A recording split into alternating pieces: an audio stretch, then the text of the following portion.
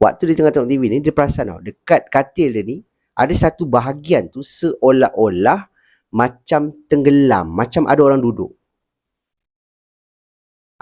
Dia terfikir macam tu. So dia tengok, ada orang duduk ke? Dia fikir macam tu kan. Dan dekat kawasan tilam ni memang betul-betul bentuk macam punggung. Macam punggung orang tau, tenggelam macam tu. Pak ni dia kata dia sangatlah takut sebab dia nampak office dia pada waktu tu dah gelap. Dan kemudian betul-betul dekat depan dia, mana dekat atas badan dia ni lah, dia nampak ada satu susuk tubuh, makhluk halus lah, berbentuk seperti perempuan tua. Tangannya dua-dua dekat lutut si Fitri ni.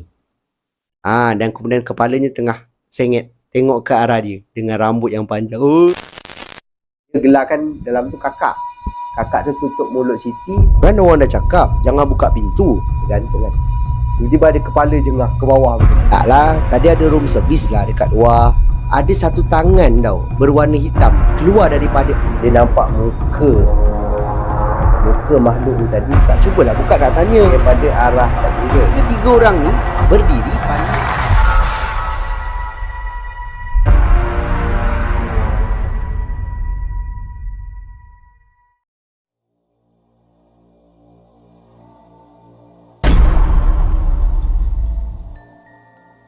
Assalamualaikum dan salam sejahtera.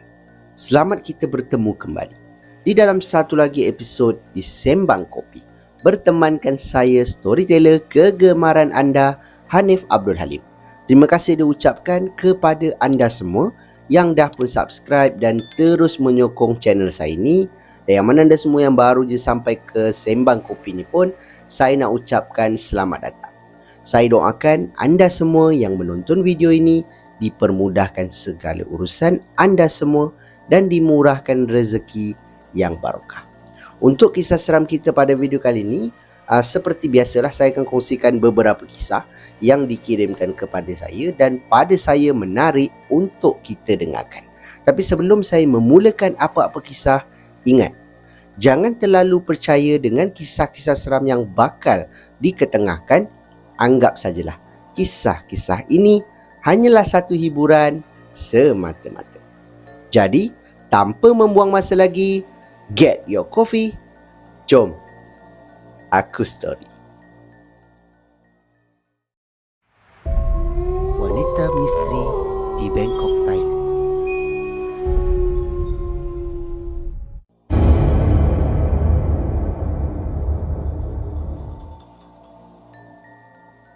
Kita mulakan dengan kisah seram kita yang pertama. Kisah ini diceritakan berlakunya kepada pengirim kita yang bernama Mawa. Yang mana Mawa ni nak berkongsi dengan kita semua satu pengalaman seram yang beliau pernah alami sewaktu dia pergi bercuti ke Bangkok, Thailand. Kisah dia berbunyi begini. Dikatakan dia pergi ke Thailand ni bukan ke Bangkok saja. Dia sebenarnya ada pergi dua tempat lah. Satu Hat Yai dan kemudian baru dia pergi ke orang kata Bangkok ni. Dan dia pergi ke Thailand ni dalam seminggu lebih macam tu. Okay? Dan ini adalah trip berkumpulan. Bukan dia seorang ke berdua, bukan. Ni berkumpulan. Yang mana terdiri daripada 3 orang lelaki dan kemudian 3 orang perempuan. Ada satu pasangan ni yang baru berkahwin. Kira macam dia orang honeymoon sekali lah. Senang cerita kan, pengantin baru. Dan kemudian tinggallah lagi 4 orang. 2 orang perempuan dan kemudian 2 orang lelaki. Yang mana salah seorangnya adalah Mawa lah. Mawa ni dia ada bawa seorang kawan tempat kerja dia. Dan yang lelaki 2 orang ni pula, salah seorangnya adalah boyfriend kepada Mawa ni. Boyfriend ni pun ada bawa seorang lagi kawan lah. Yang mana kawan tempat kerja boyfriend dia. Dia orang sebenarnya plan untuk padukan kawan dia yang lelaki ni dengan kawan yang perempuan yang macam tu lah, sebab dua-dua single. Okey. Jadi bila dia sampai ke orang kata Thailand ni, mula-mula dia pergi Hat Yai, dia ambil 3 bilik. Satu bilik dah memang pengantin baru ni duduk lah. Satu bilik si Mawa ni dengan kawan dia, dan juga satu bilik lagi boyfriend dia dengan kawan kepada boyfriend dia ni. Dekat Hat Yai ni alhamdulillah dia kata memang kenangan manis. Pergi ke sana, pergi ke sini, ambil gambar dan sebagainya, memang syok lah. Tak ada orang kata kenangan pahit dekat situ. Okey, dia dekat Hat Yai ni lebih kurang dalam 3 hari lebih macam tu. Jadi selepas daripada dia pergi ke Hat Yai ni, dia terus pergi ke Bangkok pula untuk bercuti dekat sana, dan kemudian baru nak balik ke Malaysia balik semula kan. Sesampai je diorang ni ke Bangkok, yang mana sehari selepas diorang berada di Bangkok, kawan dia ni, kawan Mawar ni kan, dapat satu panggilan yang mana dia kena pulang ke Malaysia semula. Disebabkan dia ada urusan keluarga lah, boleh dikatakan emergency pada waktu tu. Kawan dia memang on the spot tau, terus balik ke Malaysia. Menyebabkan bila dia sampai Bangkok ni kan, saya kata tadi dia ambil 3 bilik, tidur berdua kan. Jadi si Mawar ni terpaksalah tinggal seorang sebab kawan ini dah balik ke Malaysia. Dan diorang pun macam carry on je lah kan, nak semua nak ikut balik pun macam tak ada kena mengena kan. Jadi biarkan perempuan ni balik seorang, diorang pun teruskan dekat Bangkok ni. Pernah berlaku satu kejadian lah, yang mana pada malam yang dimaksudkan ni, dikatakan malam tu diorang keluar pergi berjalan lah. Dan tempat dia pergi berjalan ni tak jauh daripada bangunan hotel diorang, menyebabkan diorang hanya berjalan kaki je beramai-ramai pergi ke tempat tu. Dikatakan nama tempatnya apa semua dia memang tak tulis, cuma dia kata kawasan ini adalah kawasan tempat ramai pelancong, turis tau. Jadi memang meriah lah dekat situ, dengan kedai-kedai macam orang kata pasar malam apa semua. Diorang pergi makan, melepak semua kan, sampai lebih kurang jam pukul 12 lebih macam tu, dekat pukul 1. Dan kemudian salah seorang daripada diorang ni macam suarakan lah, dah nak dekat pukul 1 ni, jomlah kita balik dulu lah, besok sambung jalan lagi kan. So diorang pun okey, bersetuju. Berjalanlah diorang beramai-ramai untuk balik semula ke hotel diorang. Okey, waktu diorang dalam perjalanan ni kan, waktu awal-awal diorang nak berjalan pergi ke hotel diorang ni, si Mawar ni dia ada terperasan tau. Waktu diorang berjalan, diorang ada melalui satu perempuan, yang mana perempuan ini dikatakan cantik. Ini apa yang Mawar tulis. Perempuan ni cantik, cuma rambutnya agak kusut masai, dan kemudian perempuan ni adalah gelandangan kan, duduk tepi jalan macam tu kan. Tengok diorang ni yang sedang berjalan, menyebabkan Mawar waktu dia lalu, dia macam pandang menggunakan anak mata dia. Tengok macam perempuan ni sayangnya kan, dah lah lawa. Lepas tu duduk kat tepi jalan kan, gelandangan. Aduh, kesian betul lah, dia fikir macam tu lah. Dia pun jalan melalui perempuan ni. Ada satu benda yang dia perasan tu, yang mana perempuan ni walaupun dia gelandangan, tapi dia ni berbau harum. Wangi tau, bau dia tu wangi. Wangi macam mana si Mawar ni tak dapat gambarkan lah, cuma dia kata apa yang dia bawa adalah wangi pada waktu tu. Jadi dia pun melepasi perempuan tu, jalan, dan ada satu lorong tau, dekat depan diorang ni ada satu lorong, yang mana lorong ni dikatakan shortcut untuk pergi ke hotel diorang. Sampai saja dekat depan lorong ni, diorang berbincang nak lalu lorong ni ke ataupun nak kena pusing bangunan. Sebab kalau pusing bangunan ni kira selamat lah kan, lalu dekat tempat orang ramai. Kalau lalu dekat lorong ni boleh dikatakan agak gelap, cuma lorong ni taklah panjang, cuma lorong yang pendek. Nampak dah daripada lorong ni, dah nampak dah bangunan hotel diorang. Jadi diorang pun berbincang, macam mana nak lalu sini ke, nak lalu jalan jauh kan. Dan diorang kata okey lah, lalu jalan shortcut je lah. Kang ada orang jahat ke apa ke, macam tu lah diorang berbincang kan. Dan disebabkan diorang pada waktu tu ramai, lebih kurang dalam 5 orang macam tu, so diorang berani lah. Diorang kata okey lah, lalu je lah sini. Lagi pun tu hotelnya kan, kalau kita pusing jauh, penat lah, tak lupa makan apa semua kan. Okey, diorang pun lalulah lorong ni. Bila masuk je kat kawasan lorong ni, si Mawar ni perasan ada seorang lagi perempuan tau. Yang perempuan ni adalah gelandangan juga. Rupa dia lebih kurang macam perempuan yang dia nampak sebelum ni tadi. Lebih kurang. Dia kata lebih kurang. Dia tak kata orang yang sama pada mulanya, sebab lorong ni gelap kan. Jadi dia tak nampak muka. Dia hanya nampak rambut dan kemudian baju. Memang sama dengan perempuan yang dia nampak tadi. Cuma kali ni dia tak pandang lah, guna anak mata dia tak pandang. Dia cuma macam terjeling sikit. Lepas tu dia macam perempuan yang tadi ke? Dia terfikir macam tu kan. Macam mana perempuan tu berada kat sini? Tak apa, dia pun jalan melepasi perempuan ni. Waktu ni bulu roma dia beremang, sebab dia kata waktu dia lalu kat perempuan ni, bau harum yang tadi dia bau tu bau lagi dekat perempuan ni. Seolah-olah macam perempuan ni adalah perempuan yang sama. Tapi macam mana perempuan ni boleh berada di depan diorang, sedangkan tadi perempuan tu berada di sana kan? Okeylah, tak apa. Dia kata dia just endahkan, sebab dia orang ramai-ramai waktu tu. Jadi dia tak adalah rasa macam takut ke apa, tak ada. Cuma dia memang rasa meremang. Okey, bila sampai saja dekat bangunan hotel, diorang naiklah ke tingkat bilik diorang ni kan. Berjalan. Bilik diorang pada waktu tu tak jauh, hanya selang beberapa buah bilik saja. Okey, pengantin baru ni pun masuk ke bilik dia. Dia pun cakap dengan borak dengan boyfriend dia kan. Boyfriend dia kata, You okay ke? Dia cakap okay, tak apa. Dia kata kan, okay, I masuk bilik dulu Okay. Boyfriend ni pun masuklah bilik dengan kawan dia kan. Si Mawar ni pun masuk bilik dia.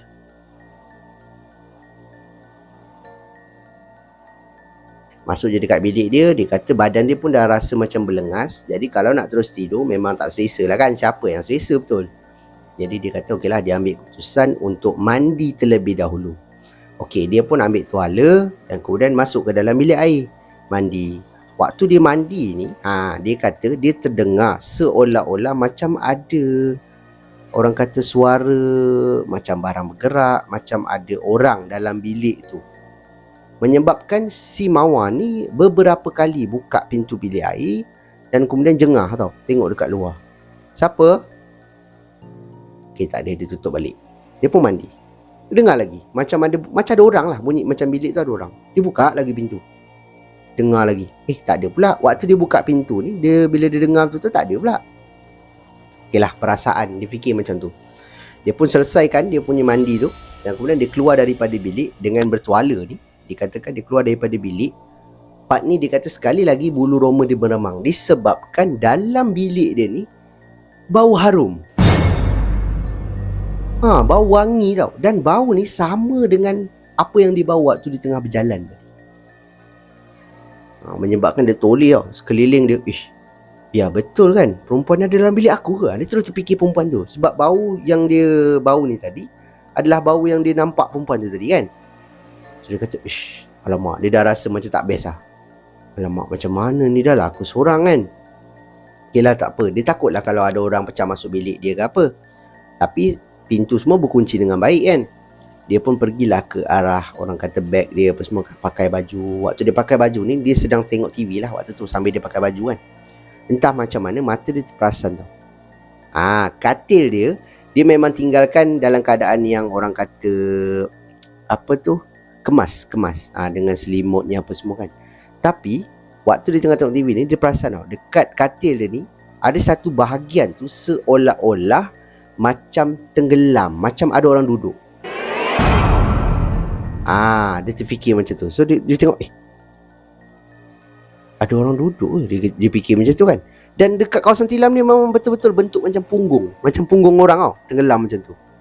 Waktu ni dia risau lah. Dia risau, dia ambil telefon dia. Dia pun cubalah hubungi boyfriend dia kan. Dia pun hubungi boyfriend dia. Waktu handphone dekat dia punya telinga ni, dia pandang lagi tau tempat yang tenggelam ni.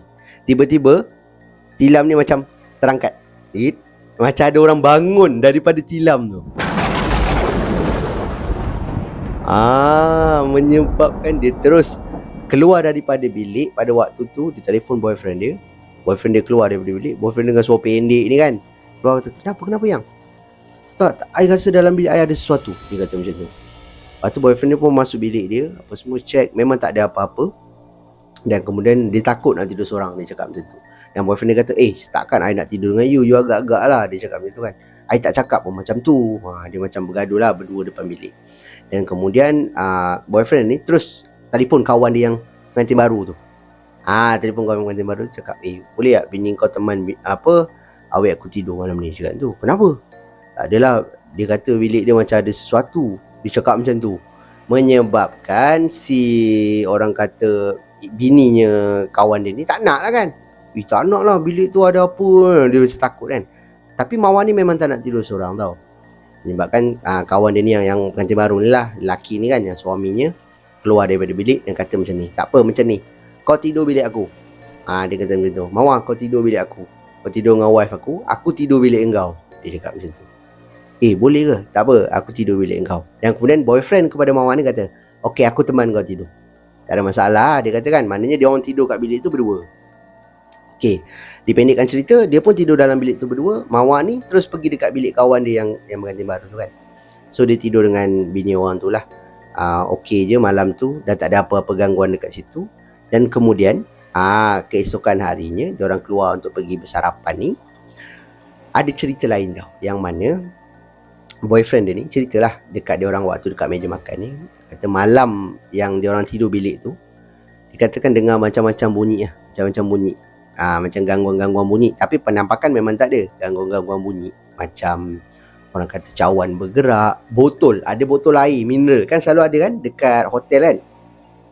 Sorry, diorang susun botol dekat macam meja solid ke apa kan.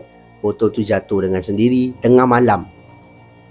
Menyebabkan salah seorang daripada diorang ni terbangun, tengok botol ni dah bergulit jatuh. Siapa yang jatuhkan apa semua dia tak tahulah. Nak kata bilik hotel tu berhantu ke, dia rasa tak. Mungkin ada benda lain yang ikut. Sebab sebelum tu Mawar ni tidur okey je, tak ada apa-apa gangguan pun. Tapi selepas dia nampak perempuan, bukan perempuan lah kot kan, mungkin makhluk halus ni yang berupa seperti perempuan gelandangan ni, dia diganggu dekat bilik tu. Dan mujur lah benda tu tak ikut dia pula masuk dekat bilik yang dia tidur tu kan, Mawar tu tidur tu. Dan selepas daripada itu tak ada lagi gangguan lah. Malam-malam yang seterusnya apa semua, diorang still juga tidur di bilik masing-masing sampailah ke sampailah hari diorang nak balik, diorang balik ke Malaysia apa semua. Ini adalah gangguan yang boleh dikatakan paling mengganggu lah si Mawar ni. Okey, mana biasalah gangguan-gangguan bunyi ni dekat Malaysia dia biasa je kena. Dekat tempat kerja dia apa semua, tapi penampakan ataupun gangguan yang memberikan ketakutan kepada dia hanya ini saja waktu dia pergi bercuti di Thailand ni ataupun di Bangkok. Jadi itulah kisah menarik yang dikongsikan oleh pengirim kita ni, iaitu Mawar.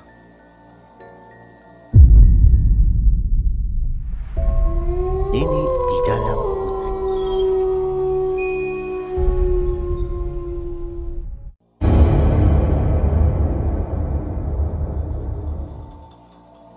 Kita beralih pula ke kisah seram kita yang kedua ni. Yang mana kisah ini diceritakan berlakunya kepada pengirim kita yang bernama Pak Wan. Dia tulis nama dia dalam email Azwan. Tapi dalam dia punya kiriman ni, dia bahasakan diri dia sebagai pakcik. Pakcik. Jadi saya rasa dia pakcik lah. So saya gelar dia Pak Wan boleh Yang mana Pak Wan ni, dia nak berkongsi dengan kita semua satu pengalaman seram ataupun satu titik hitam lah yang berlaku kepada diri dia ni, yang mana hijab mata dia terbuka. Kisah dia berbunyi begini. Yang mana Pak Wan cakap dia ni tinggal di area Kuala Krau. Okay? Dan kisah ni berlaku memang dah lama tahun 1977. Dia tulis tau dalam email dia. Yang mana Pak Wan ni, dia cakap pada waktu tu dia ni sedang bermain bola sepak. Bermain bola sepak dengan kawan-kawan kampung. Yang mana main bola ni betul-betul dekat tepi rumah dia tau. Tepi rumah dia ni ada satu laman yang mana tanah yang luas, dan kemudian tak ada pokok, tak ada rumput, tak ada apa, tanah je. Dan kemudian dia dengan kawan dia susun slipper. Susun slipper jadikan gol kan. Saya rasa kita semua pernah main lah macam tu. Buat gol dan kemudian main kan bola. Tengah syok-syok main ni, tiba-tiba dia dipanggil. Dengar suara panggilan daripada dalam rumah yang mengatakan suara tu mungkinlah macam ni. Wan, tolong mak jap Wan. Macam tu. So si Wan ni terus macam berhenti main bola, dia terus pergi dekat rumah dia kan. Kenapa mak? Wan, kau tolong mak boleh? Dia kata, kenapa? Ni dah pukul berapa dah ni, kau tolong angkatkan baju mak dekat belakang. Kain jemuran dekat belakang kan. So Wan kata, okey boleh. Dikatakan tempat mak dia jemur baju ni dekat belakang rumah dia tau. Belakang rumah dia ni adalah satu kawasan yang bukanlah dikatakan hutan tebal, tapi boleh dikatakan, orang kata apa? Dipanggil hutan jugalah, kira berpokok-pokok apa semua kan. Dia pun teruslah berjalan pergi belakang rumah, sambil bawa bakul semua kan. Dia meletak, angkat satu demi satu kan. Dekat rumah Pak Wan ni, atuk dia memang dah lama orang kata meninggal lah waktu dia kecil lagi. Dan kemudian yang ada dekat rumah dia pada waktu tu, parents dia jaga nenek dia. Jaga nenek dia tau. Okey, dia pun angkat kain ni satu demi satu. Tiba-tiba dia terperasan dekat belakang rumah dia kan, saya kata tadi macam hutan tu kan. Dekat dalam kawasan hutan ni, dia nampak nenek dia sedang buat kerja tau. Macam tengah angkat kayu macam tu. Dia kecil, waktu tu dia tak terfikir apa nenek dia buat kat situ, tak ada. Jadi dia kata, Nek, dia kata tu, nenek. Dia pun jalan melintasi ampaian ni, pergilah dekat nenek dia ni kan. Jalan pergi dekat nenek dia. Dan kemudian dia kata, Nek buat apa kat sini? Dia kata tu. Lepas tu nenek ni, dia tengah angkat-angkat kayu kan. Lepas tu ada mungkin tengah buat kerja lah. Nenek ni pandang ke arah Wan ni dan kemudian dia kata, "Cu nampak nenek?" Dia kata macam tu.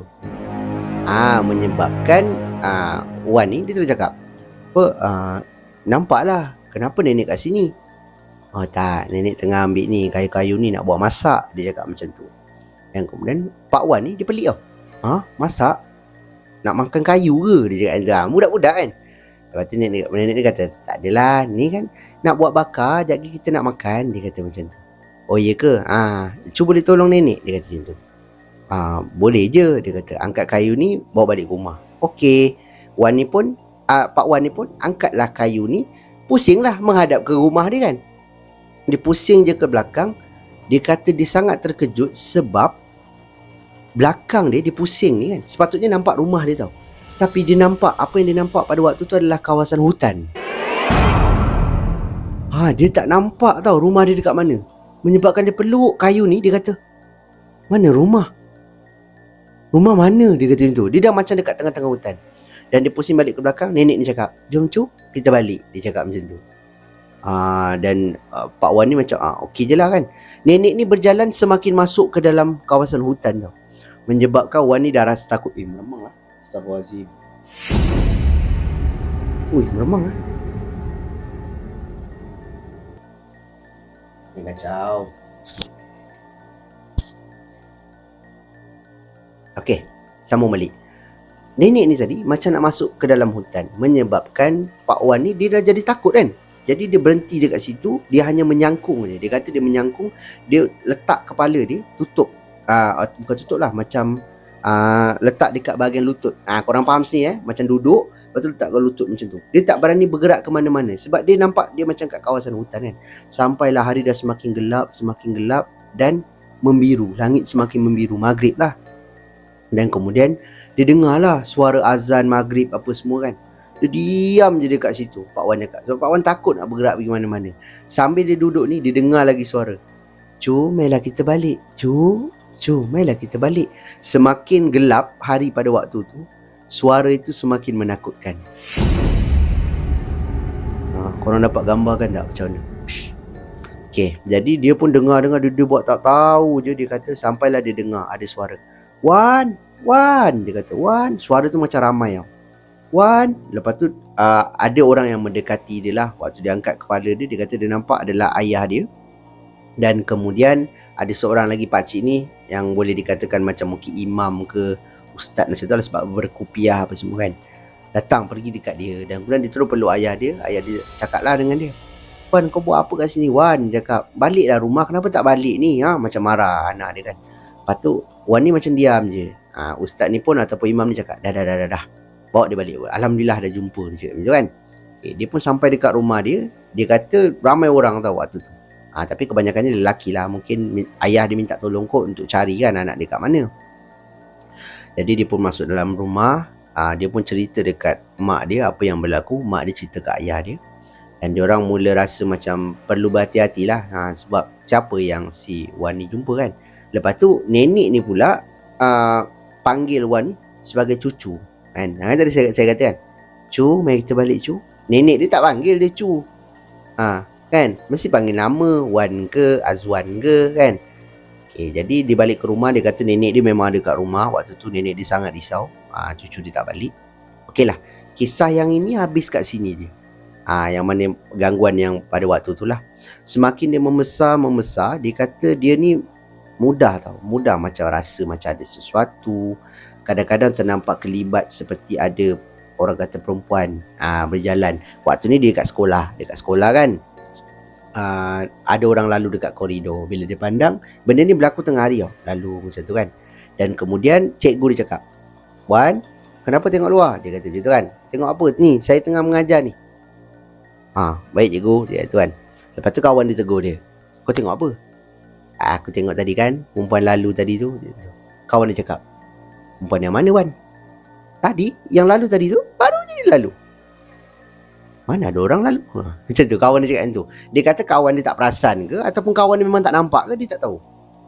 Banyaklah kisah-kisah yang pelik-pelik macam tu. Dia nampak tapi orang kata kawan dia ni tak nampak, ataupun orang lain tak nampak macam tu. Okey, Sampai dia meningkat dewasa, dikatakan dia masuk Pulapol. Okey, pakcik ni dia masuk Pulapol.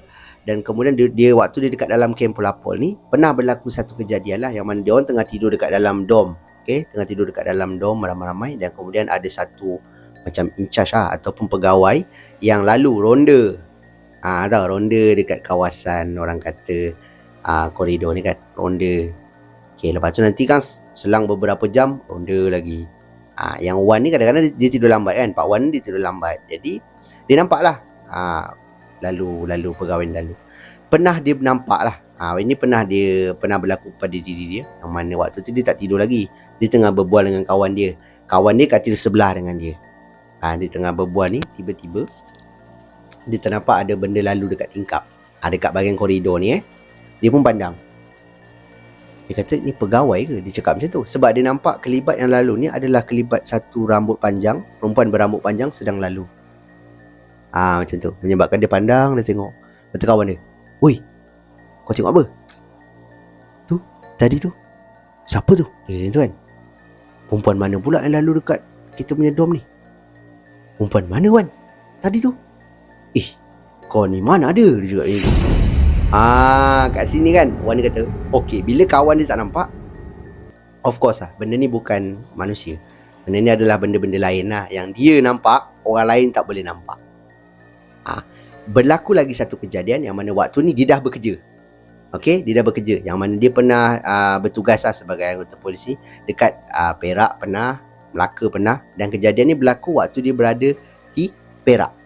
Dia tinggal di sebuah rumah apartmen tau. Okay, yang mana rumah apartmen ni ada lift lah, ada lift. Dan pada waktu tu dia balik daripada kerja malam. Dan kemudian dia nak tunggu lift lah ni. Tunggu lift, tekan lift. Dan kemudian ada seorang, orang kata pasangan lah, macam makcik tua, bukan amoy, asuh ni, perempuan Cina tua dengan anak dia. Anak dia jalan nak tunggu lift juga. Dan kemudian bila lift terbuka, si Pak Wan ni masuk dalam lift. Dan asuh ni dengan anak ni masuklah dekat dalam lift juga. Dan kemudian si Pak Wan ni dia perasan dekat tepi amoy ni ada satu budak kecil tau. Comel budak tu. Menyebabkan si Pak Wan dia tengok kan, dia sengih. Masa tu dia tengah berpakaian uniform lah polis. Dia pun pandang, dia senyum. Budak ni macam pandang je ke arah pintu tau. Dan kemudian dia macam ringan mulut lah, tegur kan jiran. Jadi dia cakap, "Anak you ke? Comel." Dia cakap macam tu. Dan kemudian yang jawab bukan perempuan ni, asuh tu. Ya, ni anak saya, dia kata macam tu. Dia tunjuk anak dia yang amoy tu lah. Jadi si Pak Wan ni kata, bukan, maksud saya yang kecil tu. Dia cakap macam tu. Dan tiba-tiba perempuan yang amoy ni kan, pandang ke arah Pak Wan. Dan kemudian air mata dia keluar, menangis tau. Dan kemudian asuh ni macam marah tau. Mana budak? Mana ada budak kecil kat sini? Dia kata macam tu. You jangan main-main dia macam marah, tiba-tiba marah. Dan Pak Wan ni pelik tau. Kenapa asuh ni marah tiba-tiba kan? Okey, tak apa. Waktu asuh ni tengah marah-marah dia pandang ke arah budak tu. Budak tu tengah tengok dia, senyum. Seolah-olah macam nak mengatakan, kau nampak aku. Faham tak? Macam tu. Jadi Pak Wan kata, okey, confirm lah benda ni tak ada kan. Budak tu tak ada. Okay, dia buat tak tahu. Budak ni still tengah pandang dia apa semua. Sampailah lift terbuka. Dan kemudian dua orang ni, asuh dengan amoy ni, keluar daripada lift. Budak ni tak keluar. Budak ni duduk dalam lift dengan dia. Korang bayangkan. Waktu Pak Wan ni tengah duduk kan, dia tengok dekat arah pintu lift ni, nak tunggu sampai ke tingkat dia ni. Budak ni dekat dengan dia. Sampai dia kata, dah, jangan dekat dengan aku tak nak kawan dengan kau. Dia pun baca apa yang dia tahu. Dan kemudian benda tu hilang daripada pandangan dia. Dan kemudian dia baliklah ke rumah macam biasa apa semua. Dan itu antara, orang kata, salah satu kisah gangguan lah yang pernah berlaku kepada Pak Wan ni. Dan Pak Wan ni kata sekarang ni dia dah bukan anggota polis lagi. Dia pencen lah, kira kan, polis pencen. Pada saya kisah ini mungkin agak sedikit panjang lah kan. Ada beberapa kisah di dalam kisah. Tapi pada saya kisah ni menarik. Yang mana bermula daripada dia nampak nenek tu. Dia dah boleh nampak. Yang mana sebelum tu tak ada pun. Tapi lepas dia nampak nenek tu, barulah start gangguan-gangguan. Dia nampak benda, nampak sesuatu tapi orang lain tak boleh nampak. Jadi itulah pengalaman seram yang diceritakan oleh pengirim kita ni, iaitu Pak Wan. Tertidur di pejabat.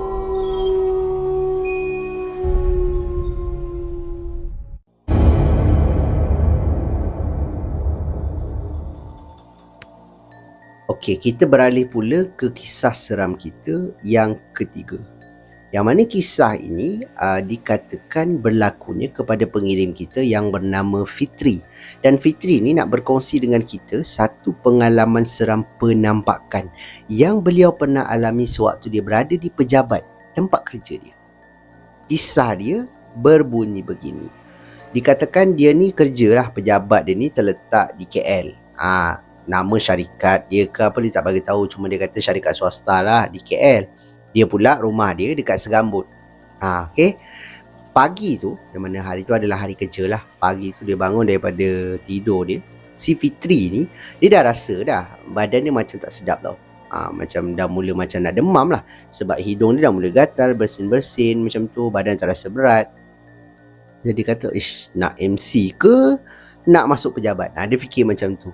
Tapi disebabkan hari tu adalah hari Jumaat tau. Hari Jumaat. Jadi keesokannya hari Sabtu, hari cuti. Jadi kalau dia ambil MC, dia akan berhadapan dengan situasi yang korang pun tahulah. Bos-bos akan pertikai kan.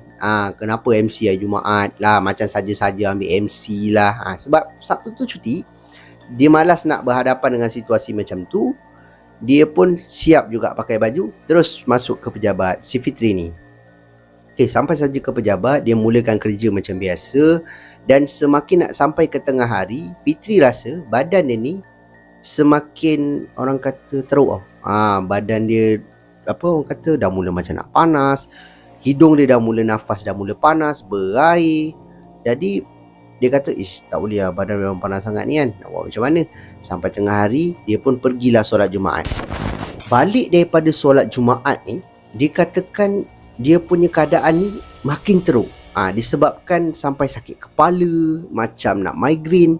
Ini berkemungkinan lah sebab dia tulis dekat dalam kiriman ni, dia pergi ke masjid tu jalan kaki. Jadi kalau jalan kaki, kena panas kan tengah hari. Badan kita tengah macam tu, memang mungkin akan sakit kepala lah. Jadi dia dah rasa macam nak migraine. Dia sampai je dekat pejabat. Fitri ni nampak dekat dalam bilik penyelia dia ada puan yang jagalah dekat situ kan, penyelia dia. Dia pun ketuk pintu. Teng teng teng. Ya, kenapa Fitri? Puan, saya nak minta yang ni lakonan lah Sorry kalau tak jadi, tak apalah. Puan, saya nak minta izin puan boleh? Apa dia? Macam ni puan, saya sebenarnya tak apa sihat hari ni. Badan saya pun dah rasa berat, kepala saya dah mula macam migraine dah. Saya ingat lepas ni saya nak minta izin makan ubat, dan kemudian saya nak tidur sekejap. Dalam setengah jam ke, dapat setengah jam pun jadilah puan, sampai badan saya okey sikit, dia kata tu. Dan agaknya puan ni nampak tau, mata Fitri ni merah. Jadi dia kata, tak apalah kalau macam ni awak balik lah, saya benarkan awak balik. Nanti saya bagi tahu bos kan, dia cakap macam tu. Bukan saya tak nak balik puan, tapi saya bawa motor. Saya menunggang motosikal, jadi bahayalah kalau saya nak bawa motor dan keadaan kepala saya pening macam ni, tak boleh, dia kata gitu. Jadi saya minta tidur je. Tidur sekejap, lepas tu saya boleh sambung kerja balik, dia kata gitu. Okey lah, puan dia kata okey boleh, tapi petang ni saya tak ada ya, dia cakap tu. Oh ya ke?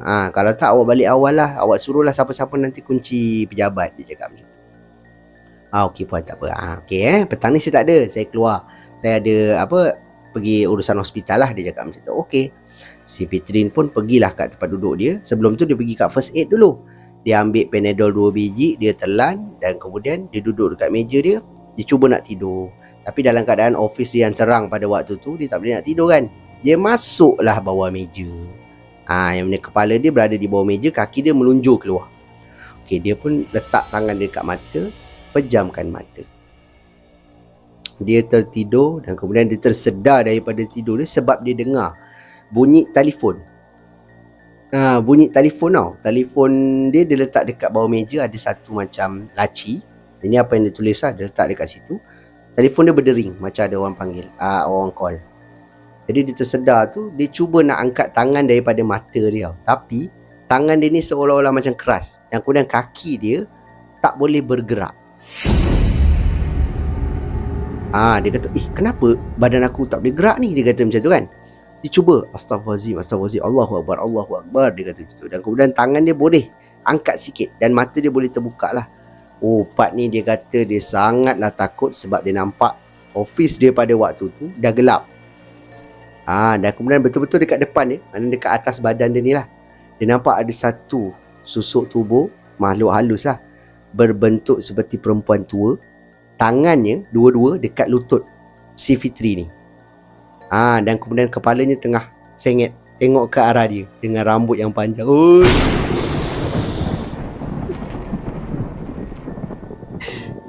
Astagfirullahalazim.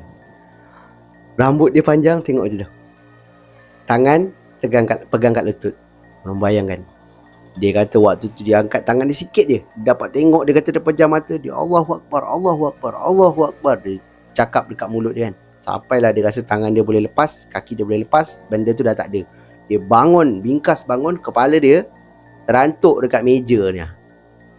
Kan saya kata tadi, kepala dia bawah meja kan. Dia bangun, dia terantuk kat meja ni. Dia pun terus duduk sambil dia pegang kepala ni. Dia ambil telefon dia, dia tengok rakan sepejabat dia telefon. Kerana dia angkat. Lepas tu kawan dia pun cakap, Fitri, kau dah balik rumah belum? Dia kata, tak, aku kat pejabat ni. Dia kata, astagfirullahalazim, aku betul-betul terlupa lah. Dia cakap macam tu. Kenapa? Tak, tadi Puan ada bagi tahu aku. Dia kata kau tak sihat, kau tidur. Aku cari kau merata. Cakap mana kau ni? Tengok kat bilik rehat tak ada, kat pantry tak ada. Aku ingat kau dah balik. Lepas tu aku terfikir, aku tak tengok bawah meja kau. Dia cakap macam tu.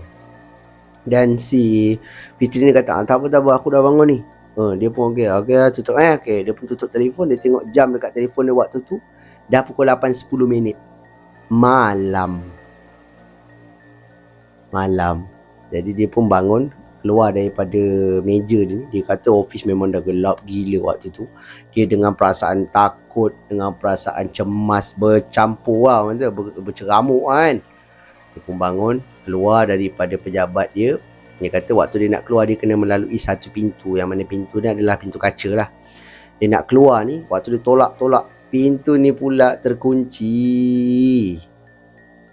Guard dah kunci tau pada waktu tu. Menyebabkan dia kata, alamak. Dia pergi balik dekat meja. Dia telefon guard dekat bawah, menggunakan telefon dekat meja lah pada waktu tu, yang mengatakan dia dekat atas. Dan terkejut guard ni. Dia kata, you ada dekat atas ke? Tadi saya tengok tak ada orang kat atas. Dia kata, betul, saya tidur bawah meja, tak ada siapa perasan. Dia kata tu kan. Okey, tak apa, sekejap saya naik. Dia kata macam tu. Okey. Sementara guard dia nak naik ke atas ni, dia tengah duduk kat pintu kaca tau. Dia tengah tunggu pintu ni untuk dibuka. Dalam office dia bunyi macam-macam. Bunyi perempuan menangis, bunyi perempuan mengilai. Korang bayangkan. Perasaan dia tu dia kata perasaan dia bercampur ni. Itulah dia. Dia kata dia nak keluar macam mana, pintu terkunci. Belakang dia kata dia dengar macam-macam suara. Menyebabkan sampai dia tunggu, dia tak pandang belakang, dia tunggu, dia pegang, orang kata pemegang pintu kaca ni. Pegang sampai guard datang. Guard tengok dia dah lain. Guard pun buka pintu, dia keluar. Dia keluar daripada office dia terus balik lah. Dan badan dia dah mula okey lah pada waktu tu. Esokan harinya, Sabtu Ahad, dia kata dia memang demam straight. Dia sambung pula MC Isnin Selasa. 4 hari dia demam. Mungkin dia memang nak demam, kebetulan lah kan. Ataupun mungkin disebabkan gangguan tu juga dia mengalami, orang kata, demam tu lah. Boleh pula kawan dia tak perasan padahal kaki dia dah melunjur kan. Mungkin meja dia dekat bahagian hujung ke. Kita pun tak pastilah macam mana benda ni boleh berlaku. Dah benda pun nak jadi kan. Itulah, jangan terlalu percayalah, takut kisah. Yelah, bukan saya kata kisah ni dibuat-buat, tapi setiap kisah yang saya sampaikan, anggaplah sebagai hiburan kan. Saya kata mungkin betul, mungkin juga tidak, bergantung kepada anda. Gangguan seram taman permainan.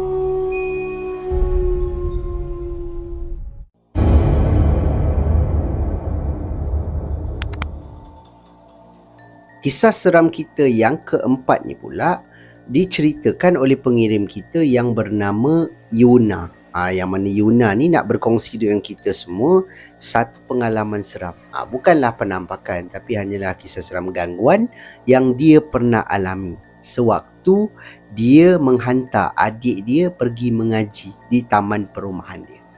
Kisah dia berbunyi begini. Okey, Yuna bagi tahu dia ni adalah kakak sulung lah dalam adik-beradik dia, dan dia ni tinggal di area Kota Tinggi Johor. Di sebuah orang kata taman perumahan lah. Pernah berlaku satu hari, kisah dia ni agak ringkas yang mana pada orang kata pada setiap hari Selasa dan juga hari Khamis, dia akan hantar adik dia untuk pergi mengaji, disebabkan rumah dia dengan rumah guru ngaji ni agak jauh. Jadi untuk membiarkan adik dia berjalan seorang diri agak bahayalah. Untuk kanak-kanak yang lain ataupun budak-budak lain, dia pergi dengan kawan-kawan. Tapi dekat kawasan orang kata rumah Yuna ni, hanya adik dia je yang daripada situ. Yang lain semua daripada tempat lain tau. So dia ni ambil tanggungjawab lah untuk hantar adik dia pergi mengaji, dan kemudian dia akan tunggu betul-betul dekat depan rumah guru ngaji ni ada satu, dia kata macam taman permainan kecil. Taman permainan kecil tau. Dia duduk dekat orang kata taman tu lah. Hari-hari, bukan hari-hari lah, maknanya setiap hari Selasa, hari Khamis dia akan duduk situ. Tapi pernah berlaku satu malam tu, yang mana dikatakan dia hantarlah adik dia pergi mengaji pada waktu tu. Dan kemudian di depan rumah orang mengaji ni biasanya akan ada budak-budak main. Betul tak? Korang semua pun mesti pernah alami benda ni. Kita pergi mengaji kan, kawan-kawan tengah mengaji kat dalam, yang mana turn kita dah habis mengaji ni, kita akan lari-lari kat luar, main baling selipar lah kadang-kadang, betul tak? Jadi dia ni pun tengok lagat-lagat budak-budak ni main kan. Dan kemudian dia ni duduk pula dekat area orang kata permainan yang bawah dia ada spring tu. Kadang-kadang bentuk ikan, kadang-kadang bentuk kucing. Apa tu? Kita macam goyang-goyang. Macam tu dia duduk macam tu. Nama permainan tu saya tak tahu apa. Dia duduk dekat atas tu, sambil tu dia pegang telefon. Dan kemudian sambil tu dia tengok budak-budak ni tengok. Sedang dia tengah main telefon ni, WhatsApp boyfriend ke mungkin, dia perasan di salah satu permainan tau. Permainan ni, yang mana permainan ni sama macam dia juga, tapi dekat sebelah sana benda tu bergerak, tapi bergerak perlahan lah. Pada awalnya si Yuna ni dia tak perasan.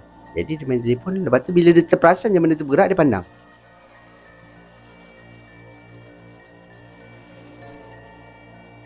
Kenapa benda ni bergerak? Dia fikir macam tu. Tak mungkin lah angin kan, sebab ini spring. Kalau buayan mungkin. Tak apa, dia pun tengok benda dia bergoyang. Makin lama makin laju. Tahu, menyebabkan dia macam pelik. Apa hal ni? Atau benda tu macam berhenti. Makin pelan berhenti. So Yuna kata okey lah, tak ada apa kot, kita macam tu. Tiba-tiba buayan dekat taman permainan ni ada dua buayan standard kot. Mana-mana taman saya tengok kebiasaannya dua je. Ada dua buayan ni, salah satunya bergerak perlahan. Buayan ni sebenarnya dah semakin dekat dengan dia dah. Tadi benda tu jauh kan, ini kali ni benda tu macam dekat dengan dia. Berayun perlahan, makin lama makin laju. Menyebabkan Yuna ni tertanya-tanya, macam mana buaya ni boleh gerak pula ni kan. Dia fikir macam tu, tapi dia tak berganjak. Pada saya Yuna ni agak berani jugalah. Dia tengok je buaya tu, pahal pula bergerak ni. Benda tu gerak dan tiba-tiba berhenti. Berhenti tau. Okeylah, tak apa. Dia tengah tunggu lagi, ini dah tak ada apa-apa lah. Dah tak ada benda bergerak. Dia nampak adik dia keluar daripada rumah guru ngaji ni. So dia pun bangun. Dia bangun daripada duduk dia ni. Sebelah dia ada satu lagi permainan yang sama macam dia. Korang bayangkan betul-betul kat sebelah dia. Dia bangun, dia nak berjalan pergi ke arah rumah ni. Benda tu bergerak macam ada orang tarik lepas.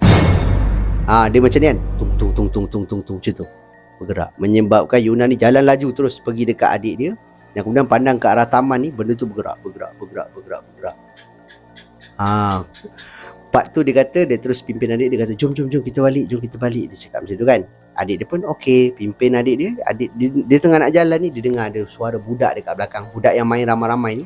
Budak cakap, "Weh, kau tengok tu gerak sendiri." Waktu ni dia kata kan, dia pandang budak-budak ni semua tengah pandang taman. Benda tu bergerak. Tak tahulah siapa yang main apa semua. Dia pun terus balik je lah. Tak ada apa-apa, orang kata penampakan ke apa, dia kata memang tak ada. Cuma dia terkejut lah. Dia kata dia terkejut adalah betul-betul kat sebelah dia tu bergerak.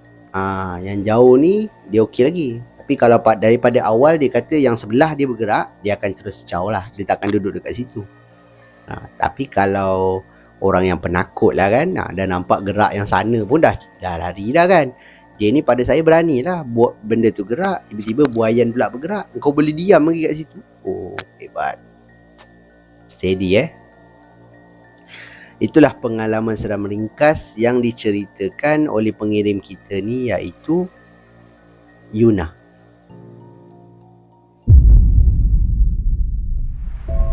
Pemujaan roh arwah suami.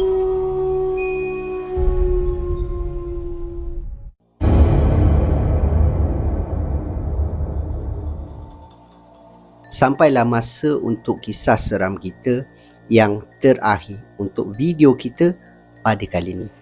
Kisah ini agak sedikit panjang jugalah. Dalam episod kali ini memang ada beberapa kisah panjang kan yang saya ceritakan, yang mana kisah ini dikongsikan oleh pengirim kita yang ingin digelar sebagai Joyah. Bukan nama sebenar lah, sebab kisah ni ada melibatkan aib keluarga dia, dan ini adalah salah satu peristiwa hitam yang pernah berlaku dalam keluarga Makcik Joyah ni. Okey. Dan kisah dia berbunyi begini. Okey, Joyah ni bagi tahu yang mana dia ni ada 4 orang anak tau. Yang mana anak dia yang pertama adalah lelaki, perempuan yang kedua, lelaki ketiga, yang keempat adalah perempuan. Yang mana 2-nya sudah berkahwin, 2 lagi ni seorang bekerja, seorang lagi belajar lah, yang last sekali kan.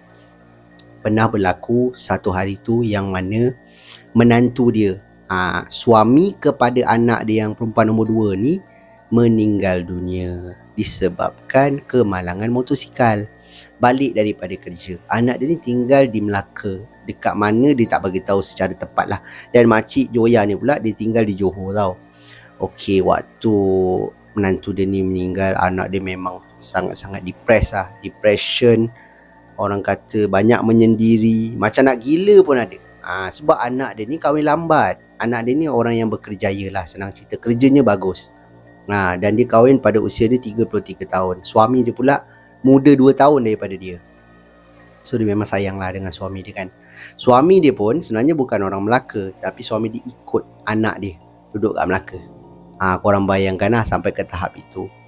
Jadi memang anak dia memang tak boleh move on lah. Setiap kali anak dia tidur, anak dia akan peluk baju, akan peluk kain yang suami dia pakai.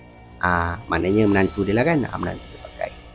Jadi waktu awal-awal lah menantu dia meninggal ni, Makcik Joyah ni dia tinggal dengan anak dia, teman lah kan, teman anak dia ni. Dan selang beberapa bulan, dia duduk dengan anak dia berbulan juga tau, sebab anak dia tak pulih-pulih kan. Dan dia kata, kalau macam ni, macam mana anak dia nak move on kan, ataupun nak teruskan hidup kalau asyik peluk baju, menangis setiap malam. Dia pun ambil keputusan. Waktu tu dia kata keputusan yang salah lah bagi dia. Anak dia pergi kerja, dia ambil semua baju-baju yang ada bau menantu dia ni, dia basuh, dia campak dalam mesin basuh. Malam tu anak dia nak tidur, anak dia carilah mana baju yang dia letak dekat atas ni kan, tak ada. Dan dia cakap, dah, kau jangan nak cari baju tu lagi, mak dah basuh dah. Kau kena teruskan hidup, jangan macam ni. Anak dia terus marah yang dia kata dia tak dapat gambarkan lah, anak dia tak pernah marah dia sampai macam tu sekali. Tinggi suara, sampaikan dia kata apa, mak keluar daripada rumah orang, mak balik rumah, dia kata, balik kampung, dia kata macam tu. Terasa tau, Makcik Joyah ni kata dia memang terasa malam tu. Anak dia ambil telefon anak dia yang nombor 3, yang saya kata lelaki yang kerja kan. Lepas tu ada yang nombor 4 ni, yang perempuan ni kan belajar dekat kampung kan.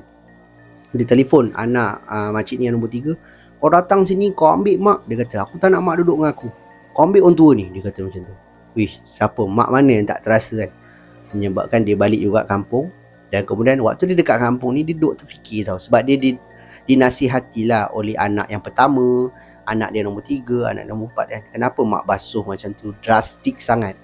Kakak kan tengah macam tu, sepatutnya mak basuh lah, tapi tinggalkanlah satu kan. Lepas tu nasihat, ni mak tinggalkan satu ni, kau cubalah pelan-pelan move on. Cakap baik-baik lah.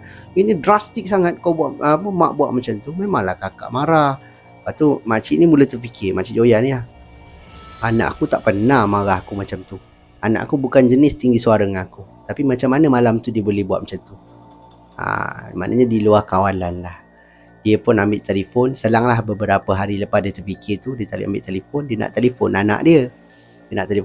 Tiba-tiba dia dengar ada kereta dekat luar rumah dia. Dia pun tengoklah dekat tingkap tu siapa. Rupanya anak dia yang perempuan tu balik. Yang saya kata yang marah dia tadi tu, balik ke kampung. Dia pun peluklah dengan Makcik Joya ni apa semua. Anak dia minta maaf. Makcik Joya ni pun minta maaf. Menangis-nangis lah waktu tu. Makcik Joya cakap. So dikatakan mungkin kisah tu habis kat situ lah. Tapi bermula satu kejadian seram yang mana anak dia ni susah nak tidur kat kampung. Dia memang tak nak tidur kat kampung. Kalau boleh dia nak balik terus. Yelah, Melaka dengan Johor memang tak jauh mana pun kan. Dia akan balik terus Melaka tau. Dia kata dia tak boleh. Dia tak boleh tidur dengan mak. Dia nak kena balik. Mak dia kata, takkan kau datang sehari je. Asal balik sehari kan. Tak boleh lah. Tidurlah sini semalam kan. Paling kurang 2 hari, Sabtu Ahad kan. Anak dia tak nak. Dia kata tak boleh mak. Orang kena, orang kata apa? Azan azan. Dah pukul 6. Dah pukul 5 lebih. Jadi pernahlah satu hari ni Makcik Joya ni dia ikutlah anak dia balik ke rumah kan. Balik ke rumah dia di Melaka ni. Dan kemudian dia tinggal lah dengan anak dia perempuan ni. Dia terbangun di tengah malam. Dia tak tahu sebab apa, tapi dia terbangun pada waktu tu. Dia keluar daripada bilik yang mana dia nak pergi ke arah dapur. Dan dia terdengar daripada pintu bilik anak dia ni macam sedang berbual dengan seseorang. Macam tengah berbual dengan seseorang tau. Menyebabkan Makcik Joya ni pergi ke arah pintu, cubalah dengar kan. Bila dengar, anak dia ni macam bercakap dengan arwah menantu dia. Sebab dia bahasakan diri dia sebagai sayang dan kemudian Abi. Abi saya pun Abi juga. Tak jauh lah. Dia panggil suami dia mungkin Abi kan. So dia berbual tu macam sayang Abi. So dia macam, Makcik Joya ni macam pelik tau. Anak aku ni bercakap dengan siapa? Dia pun ketuk pintu. Tek. Lepas tu anak dia buka pintu. Mak, kenapa mak? Kau tak tidur lagi? Dia kata. Tak. Jom teman mak jap, mak nak minum. Dia kata macam tu.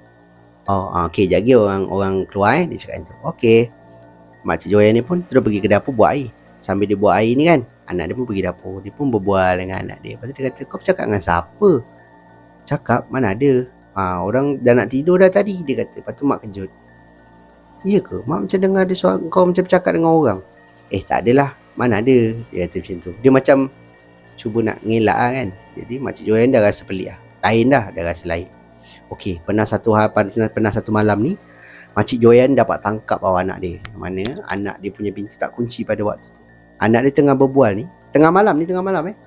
Makcik Joya ni buka pintu. Terkejutnya dia sebab anak dia tengah berbual ni pandang ke arah tingkap. Tingkap terbuka pada waktu tu. Di luar tingkap ni ada satu lembaga susuk tubuh berambut panjang berwarna hitam. Matanya warna merah. Sedang pandang ke orang kata apa? Anak Makcik Joya ni. Dan anak Makcik Joya macam tengah bercakap, tengah seronok bercakap tau. Dia buka pintu, dia kata, "Ya Allah nak, kau cakap dengan siapa?" Dia kata macam tu. Mak, tak ada siapa je kan. Kau cakap dengan siapa? Tak ada siapa, mana ada siapa? Tadi mak nampak kau cakap dengan siapa? Kau tengah cakap kat tingkap tadi kan? Dia cakap macam tu. Tak adalah, abang datang tengok orang. Dia cakap macam tu. Waktu ni Makcik Joya kata anak dia dah makin teruk dah ni. Dia kata kan, dengan apa yang dia bercakap ni apa semua. Dia pun bawa anak dia ni balik ke kampung. Berubat. Cari orang yang pandai berubat.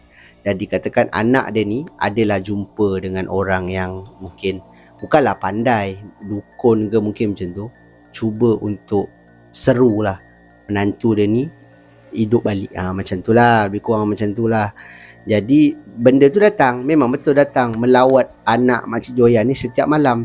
Tapi apa yang anak dia nampak mungkin berbentuk arwah suami dia. Tapi kalau kita ni yang ternampak, benda tu seolah-olah macam satu jelmaan. Bukanlah berbentuk yang dia nampak.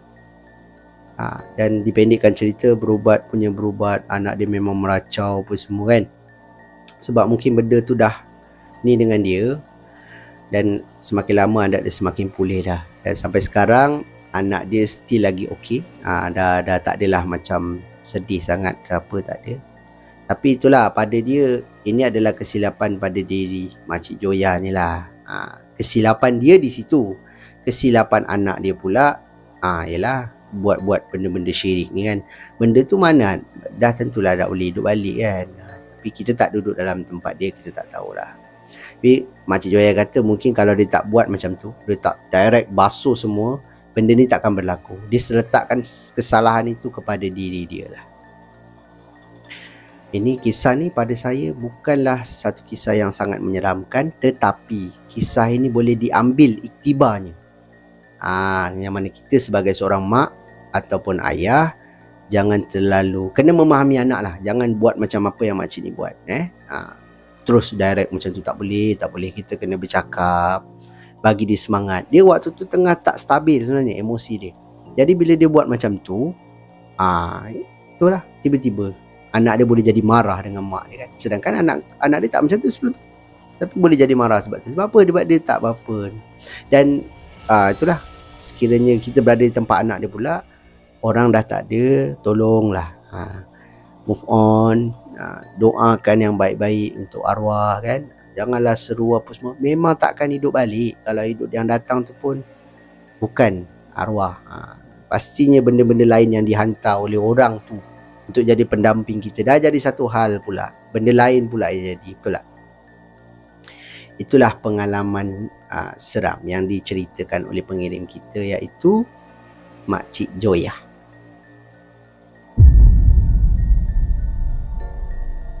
Jadi itu sajalah kisah seram kita untuk video kita pada kali ini. Pada pendapat anda macam mana? Dalam kesemua kisah yang saya kongsikan dengan anda ni, mana satu kisah yang paling menyeramkan? Anda boleh tinggalkan pendapat anda di ruangan komen dekat bawah.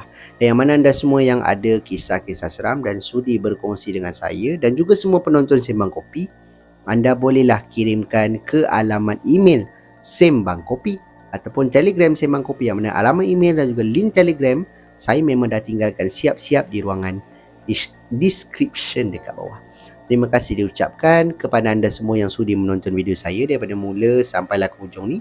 Saya sangat-sangat hargai. Dan mana anda semua yang baru je sampai ke channel ni, sekiranya anda suka dengan cara penyampaian saya, anda terhibur dengan kisah-kisah seram yang saya kongsikan dengan anda ni, saya hargai sangat-sangat. Kalau anda dapat bantu saya, bantu channel saya dengan tekan butang like, butang subscribe dan juga butang loceng, supaya anda takkan terlepas apa-apa video yang saya akan upload lagi lepas ini. Akan ada banyak lagi kisah seram yang saya akan kongsikan di dalam channel saya ni. Itu sajalah daripada saya. Kita jumpa lagi di video yang akan datang. Thanks for watching. Assalamualaikum. See ya.